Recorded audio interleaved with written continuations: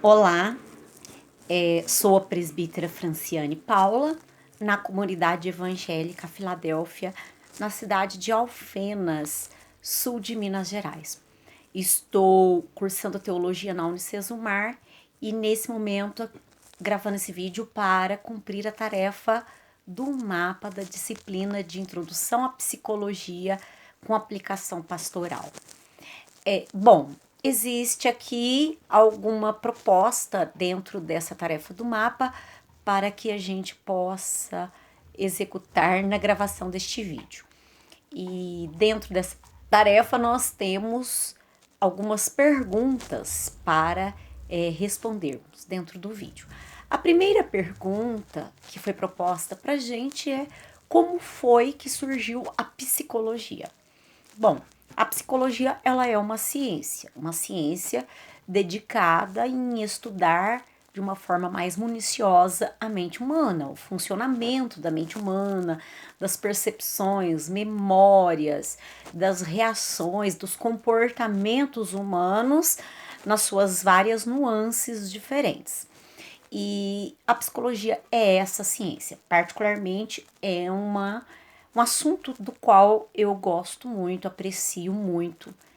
E o surgimento da psicologia, ele é de um tempo já longo em relação às ciências que estudam a humanidade.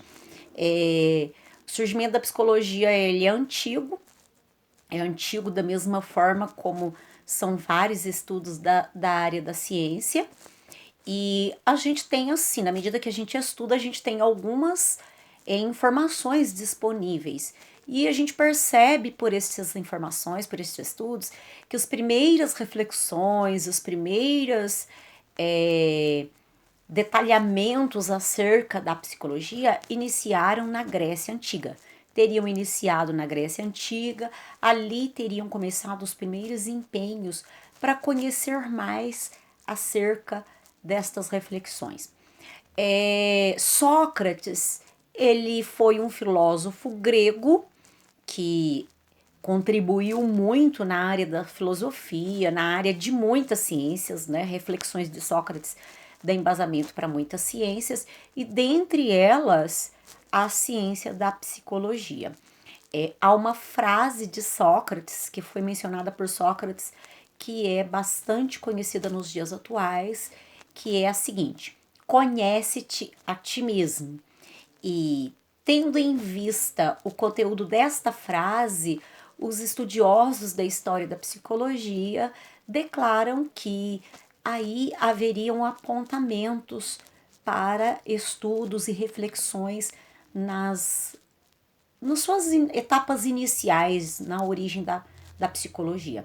Também é importante considerar que existem os estudos bíblicos, não é? Os livros bíblicos, como o curso de teologia tem por base muitas vezes os compêndios bíblicos.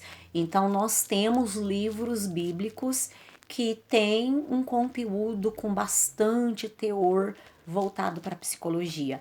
Quando estudamos com detalhes livros como de Jó, Salmos, textos de Salomão, dentre outros, nós vamos ver assim um perfil voltado bastante para a alma humana, voltado bastante para os desafios, sofrimentos, as angústias da alma humana.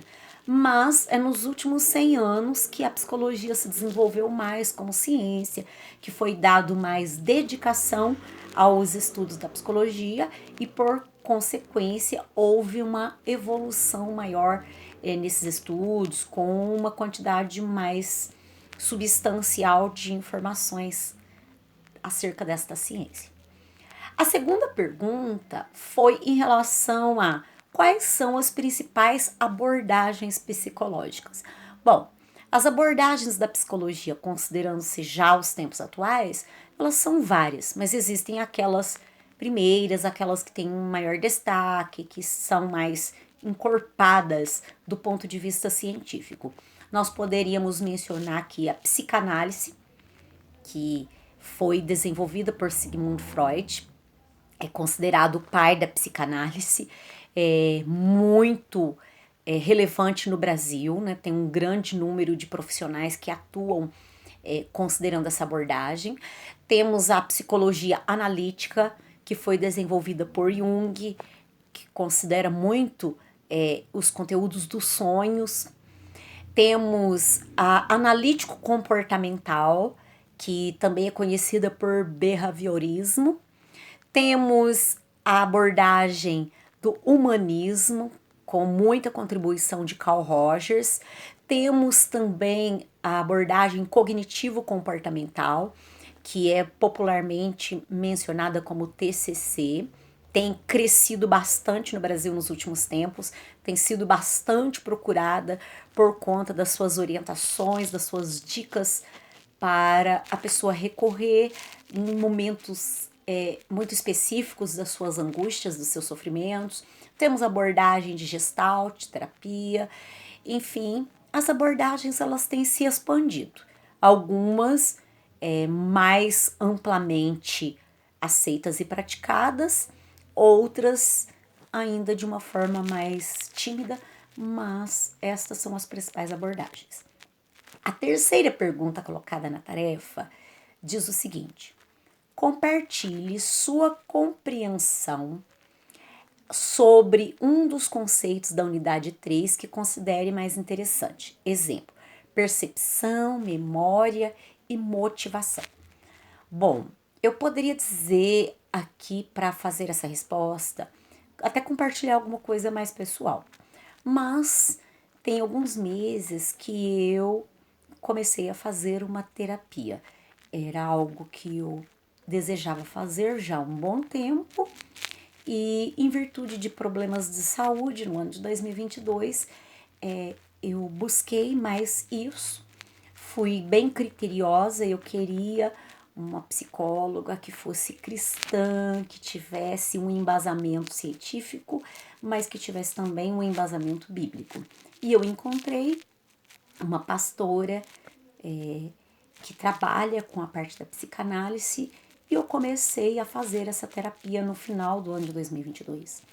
E eu posso dizer que dentro desses conceitos apresentados na unidade 3, um deles já vem chamando a minha atenção nos últimos meses por conta dessa questão pessoal que eu tenho passado, que é a questão da percepção, o conceito da percepção. Todos os três conceitos são relevantes, mas o conceito da percepção eu fui me dando conta de alguns fatores da percepção muito relevantes na medida em que eu vou fazendo meus diálogos, não é, com a psicóloga, e eu fui, talvez, na medida que a gente vai falando, a gente começa também a prestar mais atenção em alguma coisa que a gente está sentindo ou percebendo da vida, e eu acho que os ouvidos vão ficando mais aguçados. E a realidade é que a percepção na psicologia, ela está relacionada à forma como a gente toma conhecimento da realidade, dos acontecimentos da vida.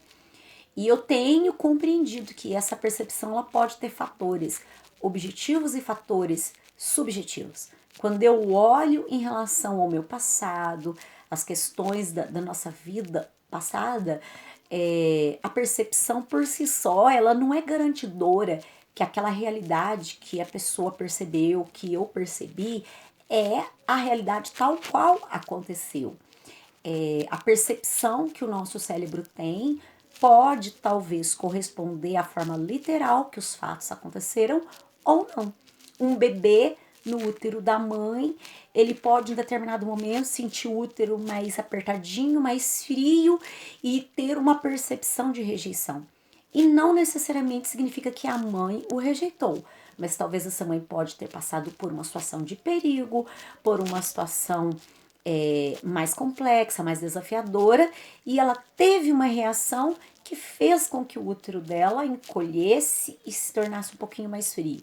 Passou essa percepção para o bebê, mas não era necessariamente o que a mãe estava desejando para aquele momento. Ela não estava rejeitando o bebê. Ou seja, essa percepção ela pode ser em algum momento um tanto ilusória, não ser exatamente real. A compreensão sobre abordagem sistêmica é uma outra pergunta. Qual a minha compreensão sobre abordagem sistêmica? Abordagem sistêmica, pelo que eu tenho percebido e pelas leituras do material da Unicesumar, é uma abordagem complexa, é um perfil mais novo em relação a outros estudos da psicologia, é desafiador assim explicar em poucas linhas, em poucas palavras, mas muitos psicólogos da atualidade vêm crescendo, buscando mais a prática com esta abordagem. Trata-se de analisar o comportamento humano considerando o comportamento e os seus relacionamentos. Ou seja, não considerar apenas a pessoa no seu isolado, mas considerar a totalidade de tudo que a pessoa tem como resultante da interação de partes. Edgar Morin fala sobre isso. Então, ele entende que isso traz com a pessoa informações relevantes para compreender o comportamento dela. E a quinta e última pergunta é: onde a psicologia e a teologia se encontram?